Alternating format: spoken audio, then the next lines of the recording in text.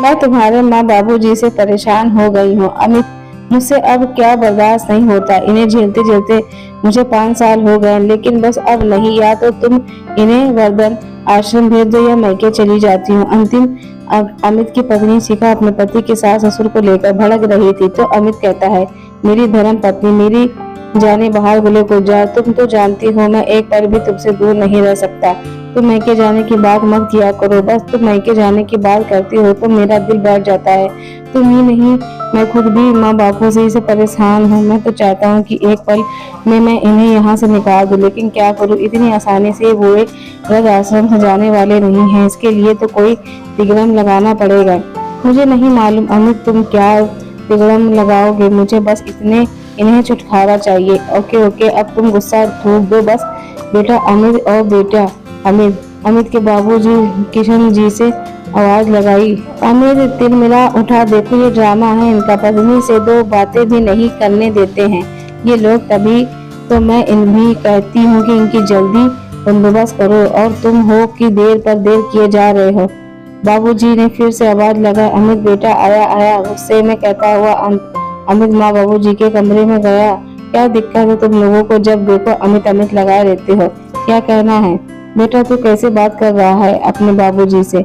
अमित की माँ बीना देवी जी ने कहा। तो अमित बोला, और माँ कैसे बात करूं, तुम दोनों को बस यही काम है कि आपकी बात काट लेते हुए। बाबूजी बोले, बेटा आज तो तेरी छुट्टी है, तू ऐसे कर हमारे जो अधूरे काम पड़े हैं वो कर दे। एक तो तेरी माँ के दांत दिखाने हैं और मेरे कान दिखाने हैं, तू हमें ले चल। इतना सुन अमित और भी ज्यादा आग बबूला हो गया। तुम दोनों ने मुझे समझ क्या रखा है, एक ही दिन की छुट्टी उसे में तुम अपने काम को टांग अड़ा देते हो। और पैसे का कौन सा मेरे दादाजी आकर दे रहे हैं मुझे, जो तुम लोगों इतने खर्चे बता देते हो। मेरे पास ना तो पैसा और ना ही टाइम। बेटा तू कुछ ज्यादा नहीं भड़क रहा, ऐसा तो कोई भी भारी काम नहीं बताया तुझे। अभी हमारे पैरों में दम है और हम खुद भी जा सकते हैं, और ना ही तेरे पैसे की जरूरत है हमें। तू जा आराम का फरमा। अपने बाबूजी की बात सुन अमित और पैर पटकते हुए अपने कमरे में चला गया। किशन जी बैठ कर जमा थोड़ी बहुत रकम से अपनी और बीमा जी के खर्चे पूरे कर लिया करते हैं। चलो बीना तुम तैयार हो जाओ, मैं खुद तुम्हें लेकर चलूंगा। ठीक है जी, 2 मिनट में तैयार होती हूँ। इतना कहे बीना जी तैयार हो गए और फिर दोनों डॉक्टर जाने के लिए निकल रहे थे। इनके घर के निकलने के बाद शिखा फिर से अमित से बोलने लगती है, ये हमें चैन से जीने नहीं देंगे, अमित जल्दी कुछ करना पड़ेगा। हाँ शिखा, जल्दी मैं कोई बंदोबस्त करता हूँ, बस कुछ सूझ जाने दो मुझे। जाओ तुम मेरे लिए कॉफी बना लाओ बढ़िया वाली। ठीक है लाती हूँ। शिखा कॉफी बनाने चली जाती है और अमित अपना साथी दिमाग लगाने लगता है कि क्या किया जाए जो इन बूढ़ों से पीछा छूट जाए। वह बहुत देर सोचता रहता है। इतने में शिखा भी काफी बना लेती है। शिखा तुम ही कोई सुझाव दो ना, क्या करना चाहिए। मुझे सुझाव तो सपाट है, दोनों को नींद की गोली देकर मार डालना चाहिए। नहीं यार, ऐसा नहीं कर सकते, सारी जिंदगी जेल में चक्की पीसने पड़ेगी। और हाँ, तो मेरे माँ बाप भी है यार, कैसे जान ले सकता हूँ उनकी। तो फिर क्या, खुद ही दिमाग लगाओ। शिखा ने मुंह बनाते हुए कहा। तब कभी किशन जी और बीमा जी के डॉक्टर के ले गए अपने कमरे में जाकर बातें करने लगे। चलो आज का काम तो पूरा हुआ बीना, और 4 दिन बाद जाना है मुझे दांत बनवाने, और मुझे भी ये दवाई दी है, दिखाता हूँ कितना आराम लगता है। 4 दिन में नहीं तो बस मशीन ही मंगवानी पड़ेगी मुझे, लेकिन कभी तो मुझे फिर भी सही सुनता है। हाँ जी, बस मशीन ही बन जाएगी, कभी कभी तुमने बिल्कुल ही सुनाई नहीं देता। चलो देखते हैं। 4 दिन बाद माँ बाबूजी जी बातें कर रहे थे और कमरे में बाहर दरवाजे के पास खड़ा हुआ अमित माँ की बाबूजी की बातें सुन अपना खुराफती दिमाग लगा रहा था कि कहीं कोई सुझाव मिल जाए। तो उनकी बातें सुन उसे एक सुझाव सूझ ही आया। वह दबे पांव वहां से निकल अपने कमरे में आ गया और अपनी पत्नी को पकड़कर इधर से उधर घुमाते हुए बोला, शिखा शिखा शिखा, जिसका हमें था इंतजार, उसके लिए दिल था बेकरार, वो घड़ी आ गई आ गई। अरे अरे अरे, क्या हुआ, क्या है ये तो बताओ, बड़े खुश नजर आ रहे हो। शिखा ने बहुत उत्सुकता पूर्वक पूछा। तो अमित बड़ा खुश अंदाज से बोला, शिखा मुझे आइडिया मिल गया है इन बूढ़े माता पिता से छुटकारा पाने का।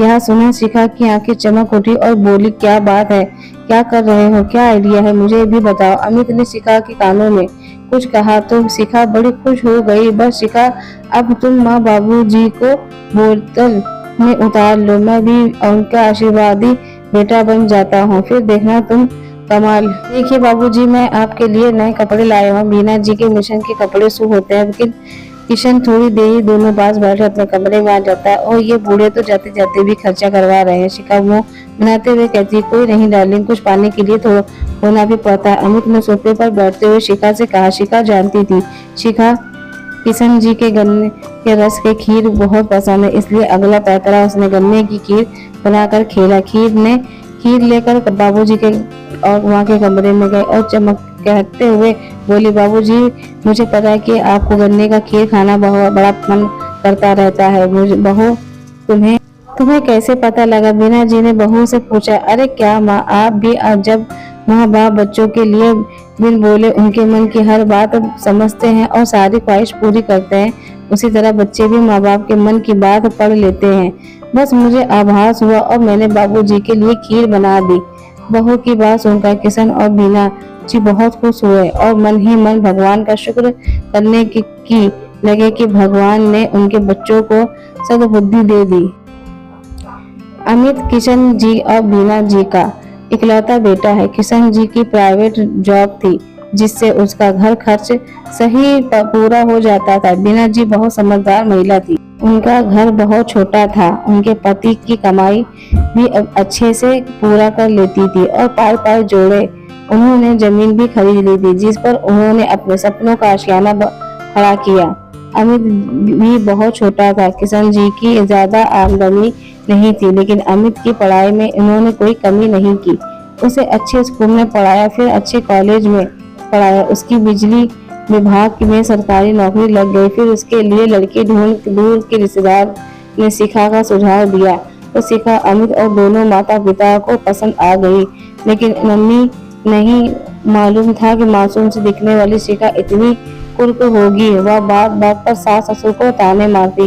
वो कुछ काम बताते तो उसे नजरअंदाज कर देती थी और जरा सी रोक टोक पर पूरा घर सर पर उठा लेती थी। किशन जी थोड़े गुस्से स्वभाव वाले व्यक्ति थे, परंतु बीना उतनी ही ठंडी मिजाज की महिला थी। वो हमेशा अपने पति का गुस्सा शांत कर देती थी। किशन जी को शिखा पर गुस्सा आता तो बीना जी उन्हें बड़े प्यार से हैंडल कर लेती थी। अमित शादी से पहले अपने माता पिता का करता था, लेकिन शिखा ने उसे पूरा अपने रंग में रंग लिया था। अपनी मीठी बातों से अमित को हमेशा फंसा कर रखती थी, जिसमें अमित को बस हर जगह शिखा ही दिखाई पड़ती थी।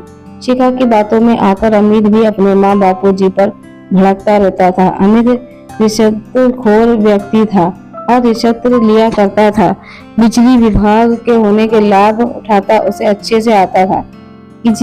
किसी के घर में भी वह ऐसी जैसी आधुनिक उपकरण देख लेता, वह बस कोई न कोई बहाना बना कर वहां लोगों को परेशान करके उनको अपने पद की घाव दिखा उससे बिना वजह का जुर्माना वसूलने पहुंच जाता था।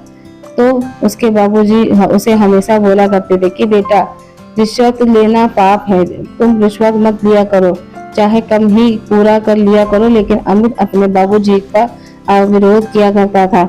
मेरी खुशियों को देखकर आपको जलन होती है, आप नहीं चाहते कि मैं अच्छा जीवन जीऊं, अपनी पत्नी के साथ सुख रहूं, हमेशा मेरी खुशियों के आगे अड़े रहते हैं।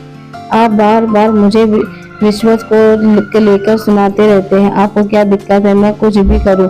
अमित की ये उठी वचन सुन किशन जी के गुस्सा आ गया तो उन्होंने अमित का हाथ उठा दिया। इस बात को लेकर अमित अपने माता पिता से काफी परेशान हो चुका था। ऊपर से शिखा आग में घी डालने का काम करती थी। जब किशन जी और बीना जी चुप्पी साधे हुए थे, लेकिन माता पिता होने के नाते गलत बात पर टोक ही देते थे।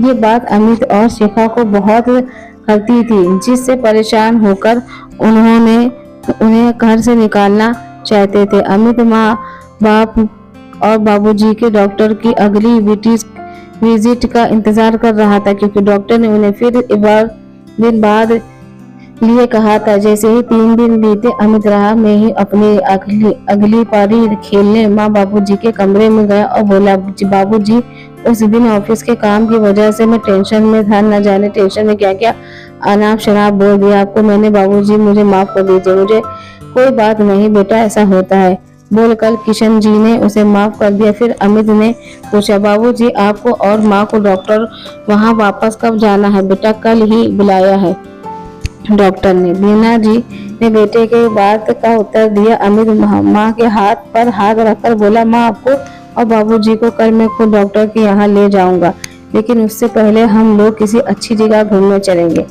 मेरी दोस्त बता रहा था कि पास में एक अच्छा सा रिजॉर्ट बना है, पहले हम लोग घूमने फिर वापस आते वक्त डॉक्टर को दिखा लेंगे, या पहले डॉक्टर को दिखा देंगे और बाद में रिजल्ट चलेंगे, जैसे भी ठीक लगे। माँ बाबूजी ये सोचकर खुश हो गए कि चलो भगवान की दया से बेटे और बहू को कुछ अकल आ गई। अगले दिन गाड़ी में बैठ सब लोग निकल गए, जिसमें माँ बाबूजी को शक न हो। अमित पहले उन डॉक्टर को यहाँ लेकर गया, दवाई दिलवाकर गाड़ी हाईवे और तरह घुसा ली। वह लोग अब काफी दूर निकल आए थे। शिखा जो सारे प्लान में पति का साथ दे रही थी, नाटक करते हुए बोले, जी काफी देर हो गई है, कब तक पहुंच जाएंगे हम लोग रिजर्व? बीना जी और किशन जी भी बार बार अमित से पूछ रहे थे। अमित बोल लगता है गलती से हम गलत हाईवे पर आ गए हैं। तभी गाड़ी घुड़ घुड़ की आवाज करके रुक जाती है, जो कि उनके प्लान का एक हिस्सा था।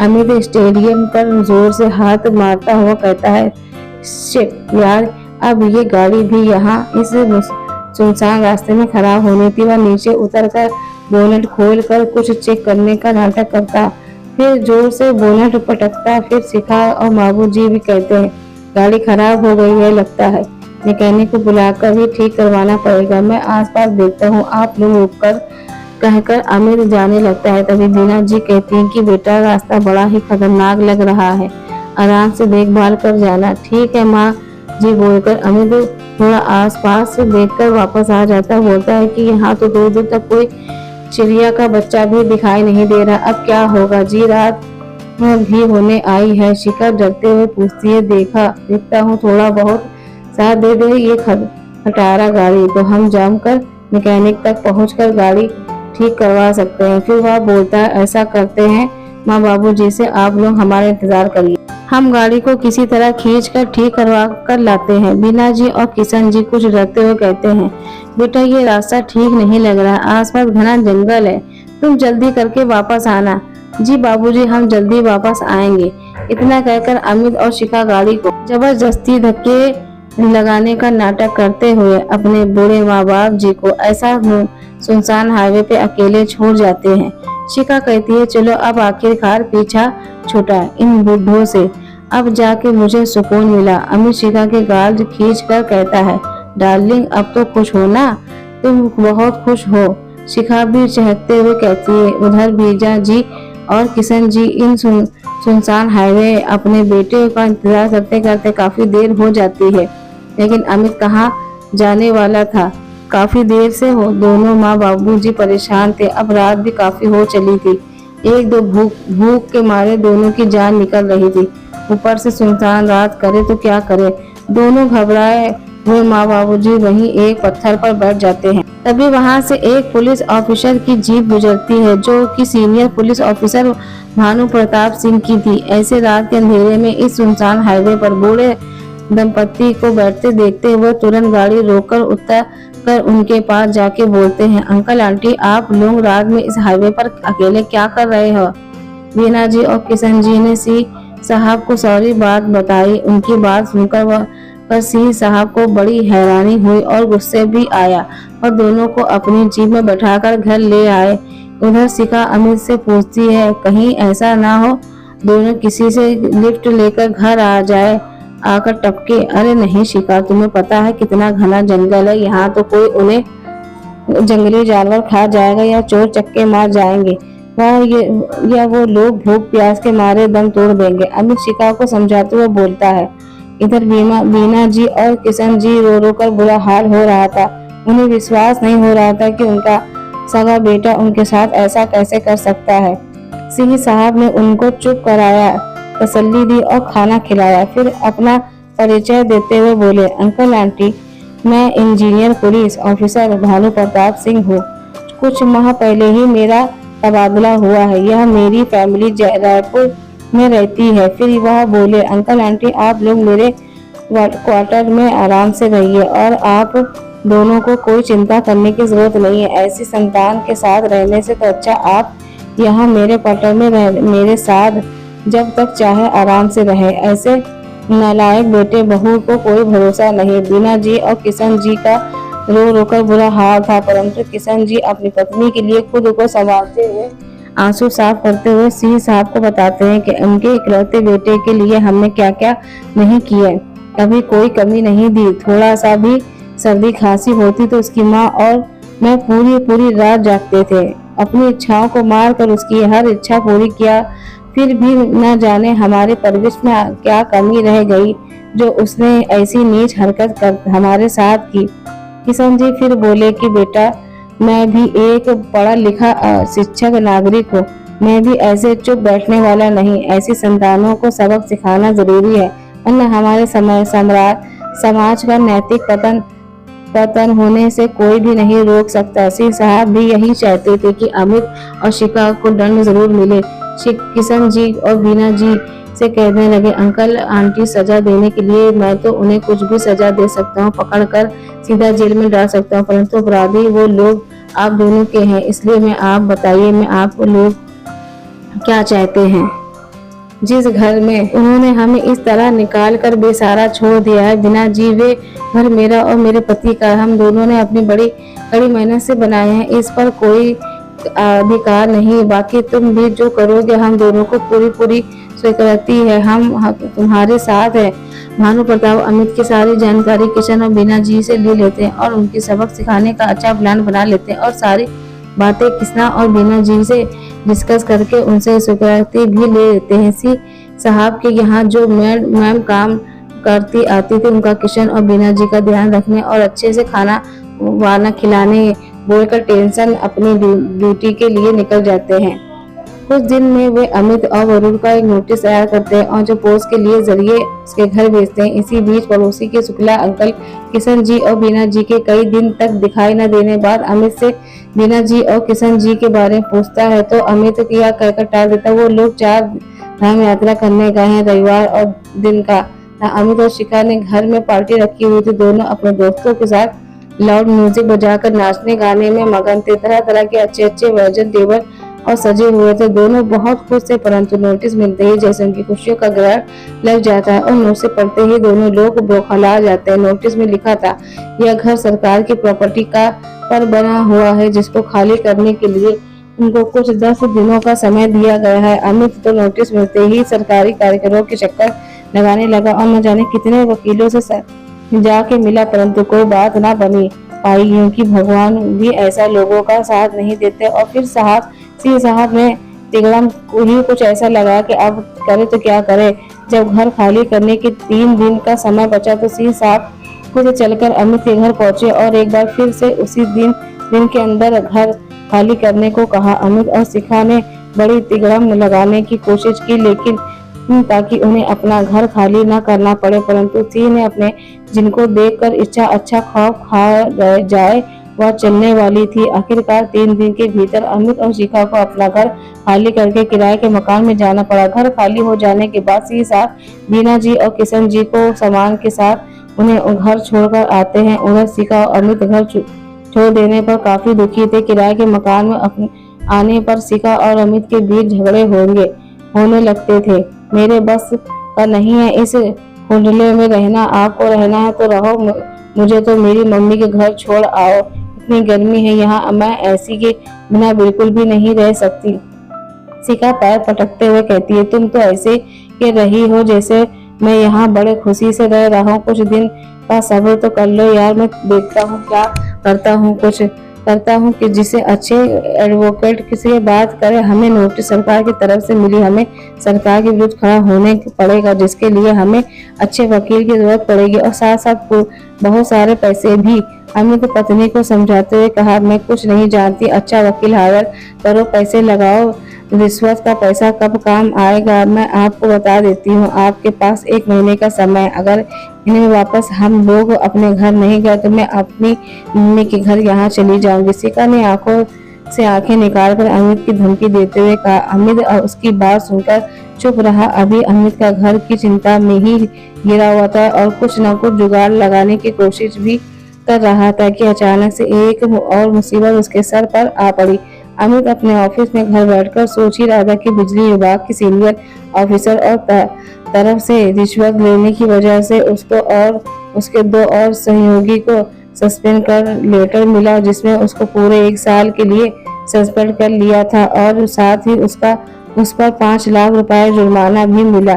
संयोग से बिजली विभाग के सीनियर ऑफिसर से साहब के करीबी रिश्तेदार थे और फिर अमित को पहले ही 2-3-4 रिश्वत लेने का जनता को इस तरह परेशान करने की वार्निंग भी मिल चुकी थी। अब सस्पेंशन लेटर मिलते ही अमित जैसे सिट्टी बिट्टी गुम हो गए। उसका सिर चकराने लगा, आंखों में आगे अंधेरा छाने लगा। उसको लगा कैसे वह अभी बेहोश होकर गिर पड़ेगा। किसी तरह उसने खुद को संभाला और डिपार्टमेंट की कई सीनियर ऑफिसर से सस्पेंड लेकर करवाने की विनती की, परंतु यहाँ भी उसकी एक न चली। बोझल कदमों से अमित घर आया और आते ही बेड पर गिर गया। क्या हुआ जी, आपकी तबीयत तो ठीक है ना? शिखा ने अमित को ऐसे देखा तो पूछा। अमित को तो जैसे सांप सूंघ गया था। उसके मुंह में कुछ ना कुछ निकला और वह रोने लगा। रोते रोते उसने शिखा को सारी बात बताई। लो, हो गया हमारा घंटा घर, अब क्या करेंगे हम लोग? इसलिए आपको बाबूजी मना करते थे रिश्वत देने से। शिखा मुंह बना के बोली। या तुम बोल रही हो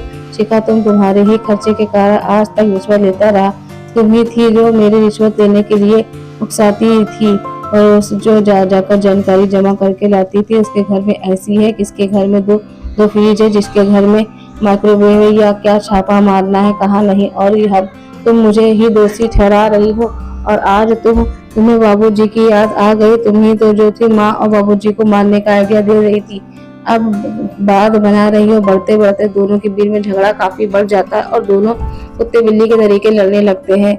रिश्वत की कमाई पैसों को अमित और शिखा बस मौज मस्ती उड़ाना जानते थे। पैसे बचाता उन्हें नहीं आता था, इसलिए अब धीरे धीरे सारे पैसे भी खत्म होने लगे थे। ऐसे में एक और नई मुसीबत आ टपकी। मकान मालिक ने मकान का किराया बढ़ाने की बात कर डाली। जब अमित ने कहा वो लोग इतना किराया नहीं दे सकते, तो मकान मालिक ने साफ तौर पर मकान खाली करने का बोल दिया, क्योंकि उसी मकान पर लोग ज्यादा किराया देने के लिए भी तैयार थे। अब तो अमित और शिखा अपना सामान लेकर सीधा फुटपाथ पर आ गए थे, क्योंकि अमित अपने पद का गलत इस्तेमाल करके मोहल्ले वालों को और पड़ोसियों को भी परेशान करता था और उनसे भी रिश्वत लेने को नहीं चुकता था। अब पड़ोस में उनकी छवि अच्छी नहीं थी, इसलिए कोई भी पड़ोसी उनकी मदद करने को कतई तैयार नहीं हुआ।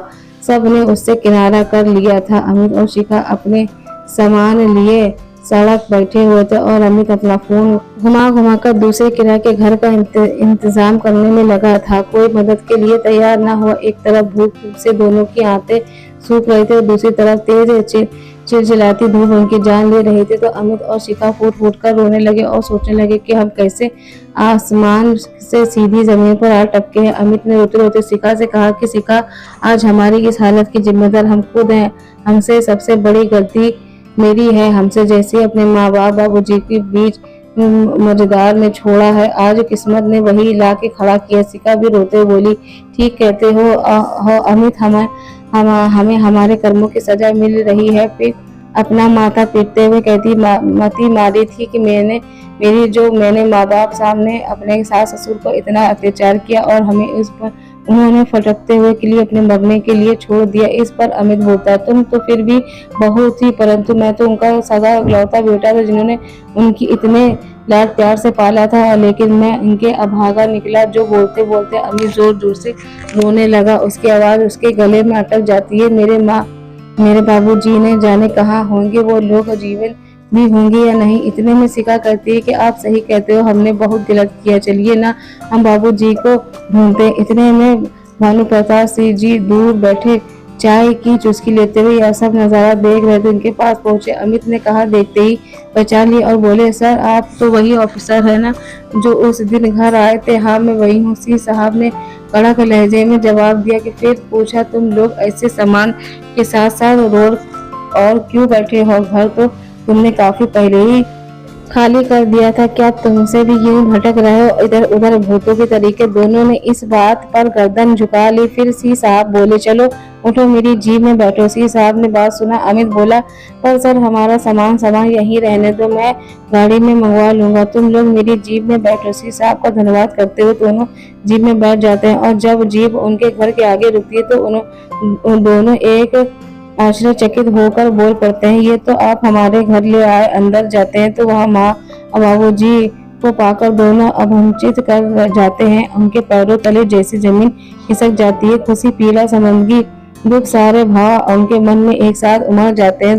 दोनों रोते हुए माँ बाबूजी के पैरों पर गिड़गिड़ाकर क्षमा मांगने लगते हैं, परंतु किशन जी ने अपने गुस्से को काबू नहीं कर पाते तो जोर तमाचा अमित के गाल पर जड़ देते हैं, जिस पर अमित अपना दूसरा गाल भी आगे करते हुए कहता है कि बाबूजी आप हमने है आपके लिए कितने भी थप्पड़ कम है। फिर इसी साहब का अड्डा लेकर अमित बाबूजी के हाथ में देते हुए बोलता है, बाबूजी आप मारिए, दोनों को खूब मारिए, हमने जो पाप किया आपके लिए हर सजा का।